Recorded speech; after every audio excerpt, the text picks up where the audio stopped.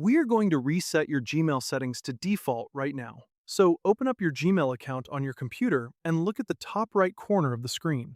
Tap on the small gear icon to open the Quick Settings panel. In this menu, we need to check a few specific layout options to bring everything back to normal.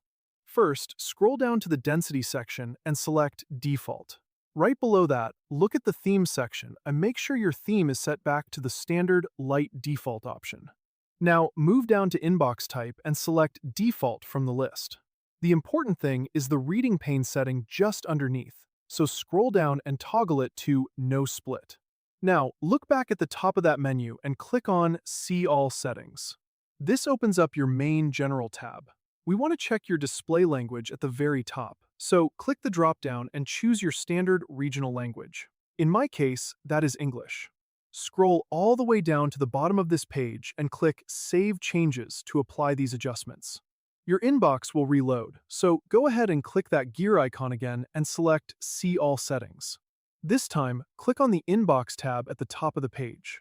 Look down at the Categories section. By default, the Promotions category is actually unselected in a clean inbox, so uncheck Promotions if it is turned on. Remember that this goes both ways, meaning if you hide this category, you will lose the clean tab layout, and those promotional emails will flood right back into your primary inbox view. Scroll down and click Save Changes once more. Let us go back into the Settings menu one last time by clicking the gear icon and choosing See All Settings. Navigate over to the Accounts and Import tab. Scroll down to where it says Grant Access to your account. You need to make sure the option marked Conversation as Read when opened by others is selected, as this is the standard factory behavior.